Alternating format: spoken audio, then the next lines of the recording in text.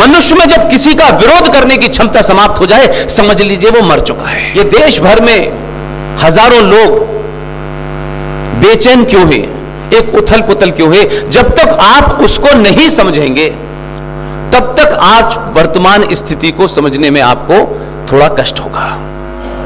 जो आपका अधिकार है अगर वो कोई नहीं दे रहा तो उसे छीना जाता है, कोई थाली में नहीं देता। ये बात मैं इस संदर्भ में बार बार कहता हूं कि जो समाज अपने हीरोज को सही समय पर नहीं पहचानता है, उस समाज में हीरो पैदा नहीं होते, दलाल पैदा होते हैं। देश में बहुसंख्यक समाज, जिसे मैं सनातनी हिंदू कहता हूं, उनके अंदर जो भाव पैदा होना चाहिए था वो भाव पैदा नहीं हुआ। हजारों मठ, हजारों लाखों आश्रम, करोड़ों संत, हजारों लाखों मंदिर, ये सब है, लेकिन हम दुनिया के एकमात्र समाज हैं। अगर कोई शिकायत भी है हमें भारत की व्यवस्था से, संविधान से, न्यायपालिका से, उस शिकायत के बावजूद भी आज हम उस बनाई व्यवस्था को मानते हैं। हजारों अन्याय के बावजूद भी उस व्यवस्था के प्रति हमारी श्रद्धा कम नहीं होती।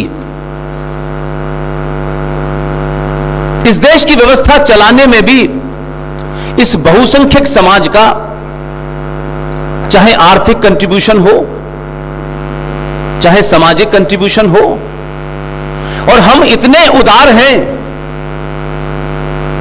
कि हमारी आस्थाओं के केंद्र, हमारी परंपराओं के केंद्र, उन मंदिरों पर जिस पे हमारी आस्था के केंद्रों पर हमारी माएं बहनें, हमारे पिता, हमारे दादा दादी मंदिर पर जाकर के जो भगवान को दान देते हैं, उस दान को भी सरकार हमसे ले लेती है और किसी से नहीं लेती है। हम तब भी चुप बैठते हैं। इस देश में एक संविधान बना, उस संविधान से बहुत से मतभेद हो सकते हैं। एक जिंदा समाज ही मतभेद रखता है, मरे हुए लोग कभी किसी से मतभेद नहीं रखते।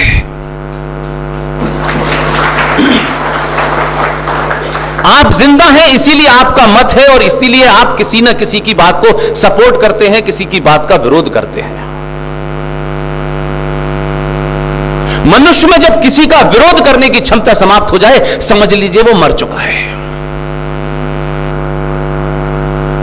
अब यह संविधान बना हमारे यहां 1950 में, लागू हो गया। जो आपने टॉपिक रखा है उसकी भूमिका क्या है?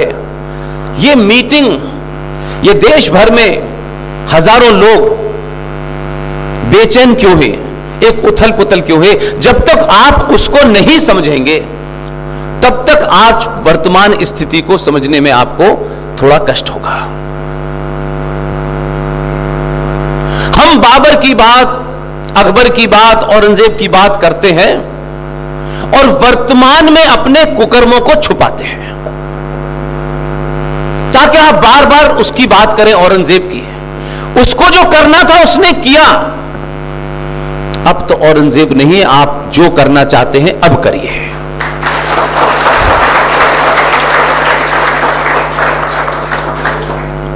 लेकिन जो हमारे हाथ में चीजें हैं, जो लड़ाई हमको लड़नी चाहिए, हथियारों की बात नहीं कर रहा, जो आपकी करोड़ों करोड़ों सालों पुरानी सभ्यता संस्कृति की चिन्ह थे, जो आपकी आस्थाओं की चिन्ह थे। ऐसा नहीं है कि आपसे पहले और 10-15 साल से पहले कुछ ऐसा हुआ नहीं था, लेकिन हमारे मूल में मैं, मेरा परिवार, मेरी जाति, इससे आगे कुछ था नहीं। इसलिए सब कुछ 700-800 साल के बाद आप रातों रात प्राप्त कर लेना चाहते हैं, और इसे प्राप्त करते वक्त आप चाहते हैं फल मुझे मिले लेकिन फल प्राप्त करने के लिए पड़ोसी का लड़का शहीद हो। हम हजारों मांगे रख सकते हैं और मैं मांग करने वालों को फकीर समझता हूं। जब आप किसी से मांगते हैं तो आप अपनी निर्बलता साबित कर देते हैं। जो आपका अधिकार है अगर वो कोई नहीं दे रहा तो उसे छीना जाता है, कोई थाली में नहीं देता। ये दुनिया का नियम है। आप इस बात को कहें कि नहीं हम बहुत परंपरा वाले लोग थे और हमारा आदर्श ये था, वो तब था जब दुनिया आदर्श थी। आज हर चौराहे पे पागल कुत्ते घूम रहे हैं। आप पागल कुत्तों को मंत्रोच्चारण से ठीक करना चाहते हैं। वो आपको काट लेगा, उसके नहीं आपके 7 इंजेक्शन लगेंगे। लेकिन आपके अंदर की कायरता और लालच ने उनसे लड़ने की जगह अब एक नया रास्ता निकाला है कि इन्हें अपना भाई बना लो। लिहाजा आज जो कुछ भी आप देख रहे हैं उसके पीछे की पृष्ठभूमि में जाना चाहता हूं कि हम कितने स्वार्थी और लालची और डरपोक लोग हैं।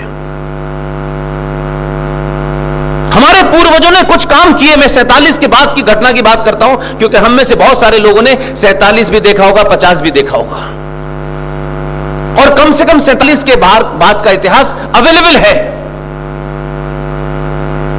लेकिन एक लालची समाज, लालच किसी भी समाज की पहली वो बीमारी होती है कि जैसे ही आप लालची होते हैं आपके अंदर कायरता आ जाती है, और ये कायरता आपको अपने अधिकार लेने से लड़ने के लिए रोकती है और समझौतावादी बना देती है। 2 घटनाएं मैं आपके सामने रखता हूं।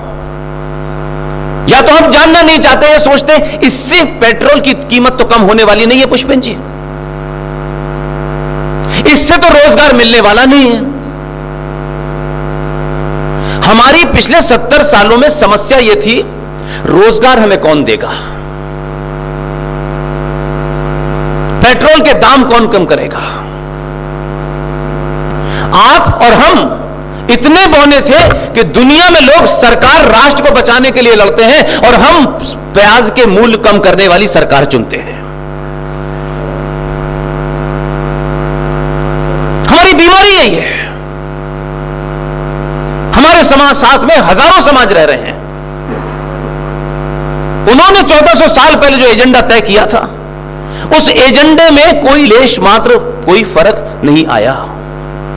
हम सुबह कुछ होते हैं, शाम में कुछ होते हैं, रात में कुछ होते हैं। इस पाखंड में हम ये भूल गए कि हम हैं कौन। हम अपनी शक्ति को भी नहीं पहचानते